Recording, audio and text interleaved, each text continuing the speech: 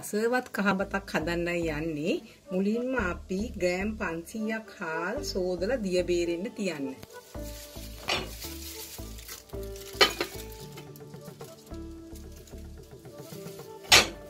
අපි අපේ rice cooker එකට මාගරින් මේ සැන්ති 4ක් දාමු. දැන් අපේ මාගරින් ටික දිය වේගෙන ඉනවා.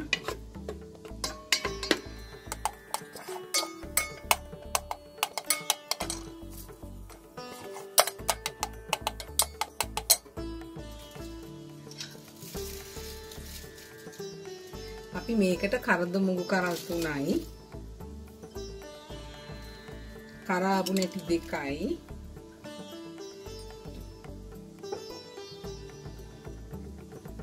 කුරුඳු පොතු කුඩා කැබැල්ලක් දානවා.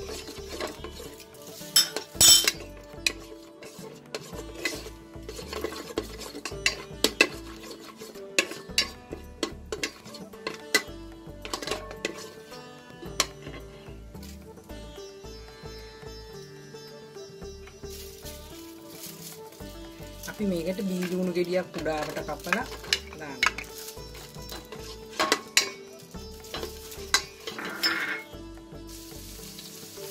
අපි රතු ලුණු බික් 3කුත් මේක දැන් ටෙම්පරාදු වේගෙන ඉති මේකට දානවා.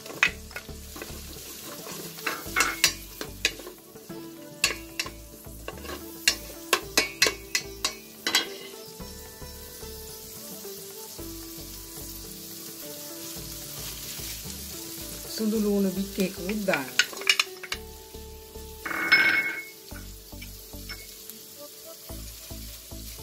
තද පිංචක් දානවා.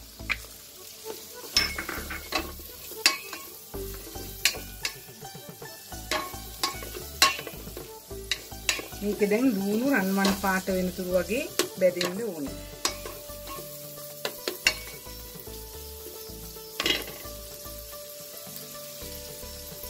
ගම්මිරි සැට තේ හැඳකුත් දානවා.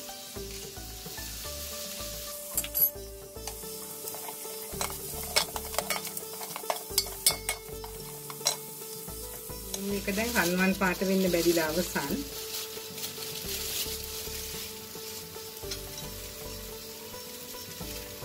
කහ කුඩු තේ හැඳි භාගයක් දානවා.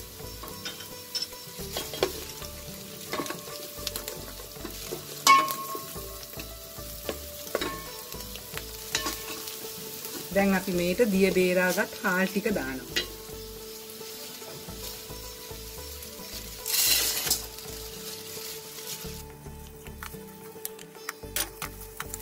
අපි මේක දැන් හොඳින් මිශ්‍ර කරන්න ඕනේ.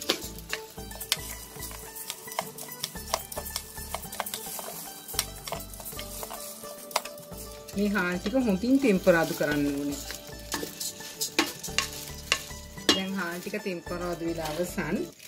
මම දැන් මේකට පොල් කිරි කෝප්පයක් 2ක් දානවා.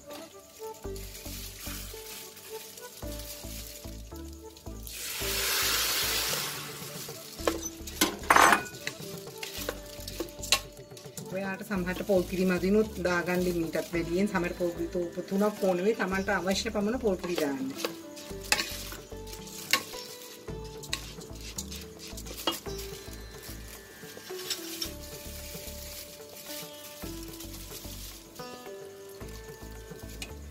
අපිට අවශ්‍ය පමණ අපි ලුණු දාගමු.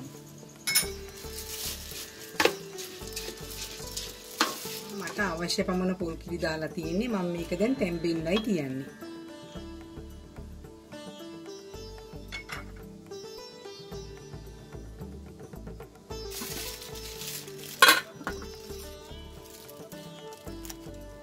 දැන් බත් එක උයා අවසන්. ඊළඟට අපිට මේ බත් එක උඩින් ටෙම්පරාදුවක් දාන්න තියෙනවා. අපි බලමු කොහොමද මේ ටෙම්පරාදුව හදන්නේ කියලා. දැන් අපි ටෙම්පරාදුව හදන්නයි යන්නේ.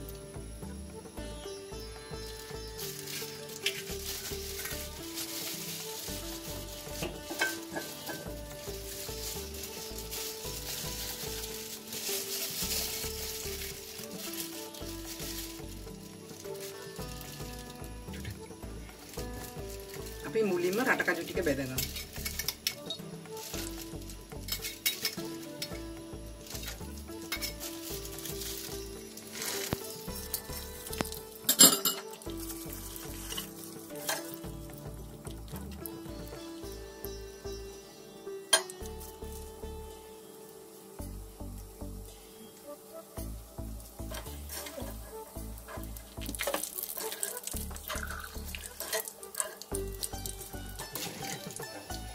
එහෙම මේ සුදු කොලයක් උඩට වැදපුවා එකතු කරගන්න. තෙල් ටික නිදව යන්න.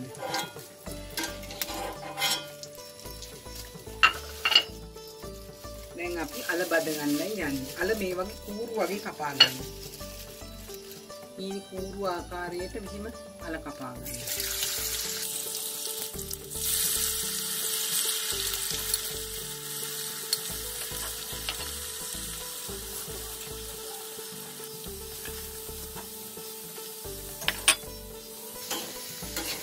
දැන් අපි අල ටික බෙදලා අවසන්.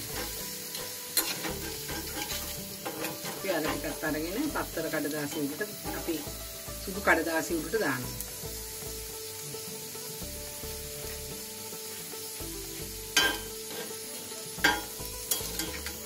දැන් අපි කපාගත් ලුණු ටික බෙදගමු.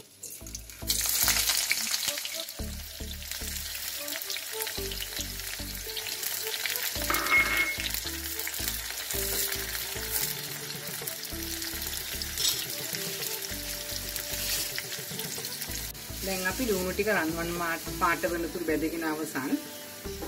අපි ලුණු ටික අයින් කරගමු.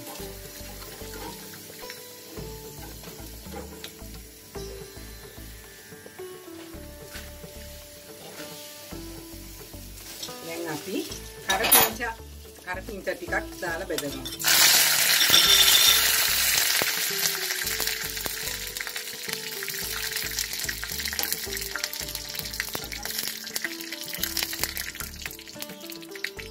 කරපිංචාත් බෙදගෙන අවසන්.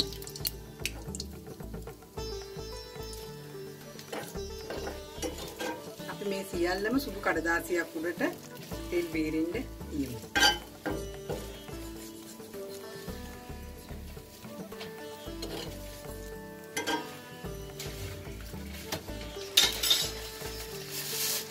කුඩට කිහිල් කොලයක් කපලා දාලා ඒ කුඩට බත් ටික බෙදන්නයි යන්නේ. බත් ටික දැන් බත් පළගානුකට කිහිල් කොලයක් තියලා ඒ කුඩින් බත් ටික බෙදලා අවසන්. මේ දින අපි බෙදගත්ත රටකජු මිශ්‍රණය අපි මේකේ දැන් තෙල් ටික ඔක්කොම පිහලා තියෙන. දැන් අපි මේ රටකජු මිශ්‍රණය බත් ටික උඩින් ඉහනවා.